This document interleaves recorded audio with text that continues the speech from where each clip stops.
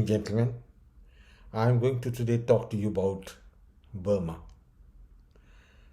Burma, as you know, is a country adjacent to India, very near to us, and there are long historical ties between the Burmese and the Indians.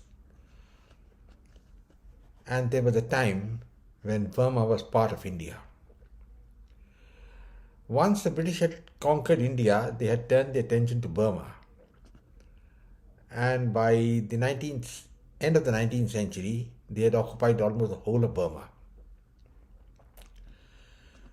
And it was put under the Indian Governor General or Viceroy, who used to operate from Calcutta. As Burma was part of India, a lot of Indians migrated or went across to Burma for settlement. And there was a time when in Rangoon, almost 30% of the population was Indian. Well, gentlemen, this is a fact of history. But there was a lot of undercurrents undergoing because Burmese felt they were separate part of India at all. And the British also wanted to break the nationalist movement in Burma and also keep the Congress Party in check. So I think in 1937 they carried out a breakup and separated Burma from India. Burma then became a separate colony of the Raj, and they had a separate governor who was appointed from London. And this continued till January 48 when the British left Burma and went away. So far so good. Once Burma became free, regional nationalism began to take pride. Burmese are 90% Buddhists, but this is a form of religion which they follow in Burma is quite different from what Buddha had preached. Buddha had preached tolerance, but this is one commodity that is absent in Burma. In fact, U Thant and later General Lee Win expelled almost 300,000 Indians from Burma, mostly Tamils, and they were given 175 rupees to come to India, and they had to go, and there was a big human catastrophic crisis. This was the time when India should have intervened. India was the bigger power, but somehow we had a leader in Pandit Jawaharlal Nehru who didn't know which side the wind was blowing, and he lived in a dream world of his own. In fact, once General Lee Win and U Thant earlier had made plans to win the Indians, throw them out, Nehru facilitated their removal by sending ships and aircraft to bring them to India. And then he did something very foolish again. There were certain islands which were part of India that they called the Coco Islands, and these islands he handed them to Burma in a platter on a lease. And now those very islands are being utilized by the Chinese to mount surveillance on the Indian Navy and the Indians all over the Bay of Bengal.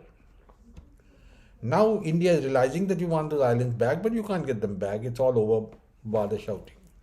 Those islands have gone thanks to Pandit Jawaharlal Nehru. And I have not yet been able to analyze the reason why he did such a stupid thing. And not only that, he did a lot of other stupid things in the sense he began to talk of democracy in Burma when the Burmese were not democrats. And in Burma, there was a military coup, as you know. U Thant was the man who was overthrown and General Lee Win took over. And after that, for the next, I think, half a century, Burma has always been under the rule of the military, except for a small period when Aung San took over as the Prime Minister. She was the daughter of one of the famous freedom fighters of Burma. Now, the Burmese army itself is not a very professional force. It's not fought any war. It's basically has a very unprofessional conduct all over. And this army is somehow controlling the entire country. I will say controlling the entire country, but at the moment there's a revolution on and there's been a revolt on against the Burmese in North Burma, and it's being facilitated by the Chinese. And I think the Burmese army is having a tough time. Now, we hear about Buddhism being a pacifist religion. Yes, it is. But in Burma, it's a very aggressive form of religion being followed. And they have been persecuting the other minorities, particularly the Muslims, the Rohingyas who have been thrown out, even the Christians. And many pastors have been shot dead. And the Hindus are, of course, tolerated because Hindus and Buddhists have got a lot of common gods. But the net result of all this is that Burma is in a state of flux. The Burmese consider themselves ethnically different from India, from the Hindus, as they feel that they are more akin to the Chinese. And the net result is that Burma is closer to China. And they have solved the border problem with China also, because the McMahon line, which exists in India, was there in Burma also. And this was accepted by the Chinese as a proposal to India, but India didn't accept it. So that, gentlemen, is the basic problem what's going on all over. The Chinese have been treating Burma with kid gloves. They've been giving them weapons, they've been cultivating the military junta. India was trying to cultivate the Democrats, and the net result is the army is not very friendly as far as India is concerned. And Burma has become an insular country. Insular in the sense they don't like anybody much coming in there. And despite the Americans putting all sorts of sanctions and things on Burma, nothing much happening. Burma doesn't agree to anything that the Americans are doing. They haven't stopped persecuting the Rohingyas. And many of the Rohingyas' lands and houses have been confiscated and handed over to the Buddhists. And many Rohingya girls have been just captured and kept in Burmese army camps. And finally, almost thousands of them, they have migrated out of Burma, rather run away, gone to and settled in Bangladesh, and quite a few have come to India. Though many of them would like to go to the Muslim world in the other countries, but they are not accepted there. That is the peculiarity of Islam. They talk of universalism, but they don't want to take in the Rohingyas. And it's a monolithic country, one religion, and they are trying to enforce a lot of other things. But there has been an insurrection on in the tribal areas in the northern part of Burma, and the army there has been losing badly. As I already told you, the Burmese army is not a very professional force. They can't really fight much. But they have the backing of China, and that is the crucial factor which has to be seen.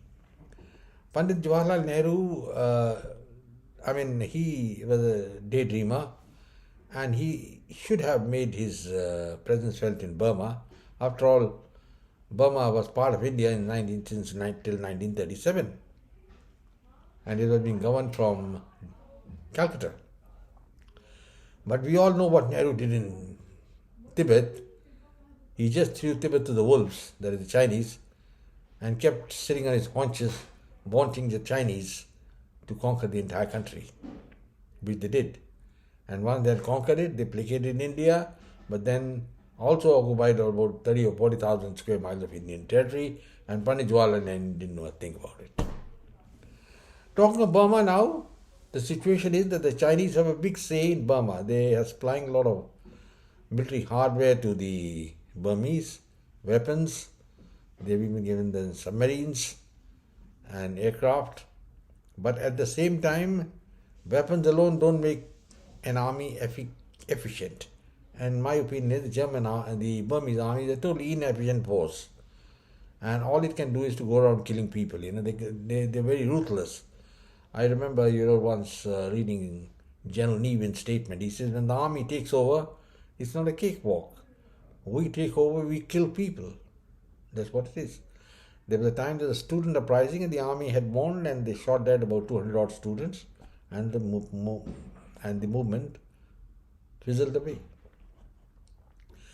Burma also is one of the poorest countries in the world, and I do not know why the United Nations shouldn't make an example of Burma and get the military junta out.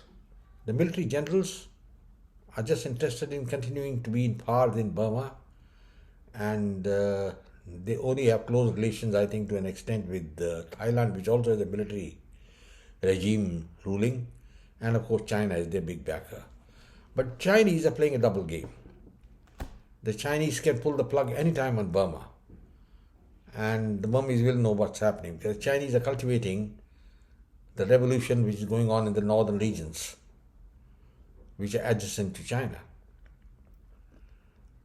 And Burma has been made part of the famous Chinese Belt Road scheme, but I don't think they're getting anything out of it. And the generals, are pandering to China, basically, and they don't see much of a future in going with India. So, gentlemen, this is one country which India has lost influence, and we have been losing influence everywhere.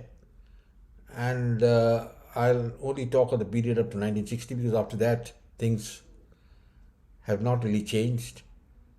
So many other generals came into power in Burma, but the best time was when there was a brief period of civil rule. But the party was overthrown by a military coup, I think about 3-4 years back, and the lady concerned has been sentenced to, I think, imprisonment, life and all that, and the Americans and everybody else have been just shouting on the rooftops, but they may not have been able to do anything. Gentlemen, Burma is a very important country. You can see its location, and the Chinese have a head start over it in the influence there. But my personal feeling is that Burma is ultimately going to break up into the northern region, which will be closer to China, and maybe have another government and a new state could be formed. As far as India is concerned, India has to be wary of China as well as Burma. Burma could be a proxy for China, but Burmese are basically insular. They're not believing in attacking India or something like that. They're going to do anything like that. They just want to live their life, I would say the Burmese army just want to be in power, enjoy the perks of office, drive around in their staff cars, and live a good life. So as far as Burma is concerned, the economy, they are not really concerned. And Burma continues to be one of the poorest and the most backward states of Asia. So gentlemen, this is just an introduction to Burma. Burma was a part of India. The British separated it in 1937 by an act of the British Parliament. They had their own governor, and they gave them independence in 1948. They had to go because they had lost India as it is, so there was no reason they attacked. They didn't know how to hold on to Burma. And after they left, Burma has been under the rule of the army. There's been no progress, nothing. They are close to China. And in fact, China is propping up the regime, and India has got little or no influence there at all. Thanks, gentlemen. I'll close now and say goodbye. And incidentally, I'd just like to request all of you that you please subscribe to my channel, share it with your friends, and come back for more. Take care and God bless.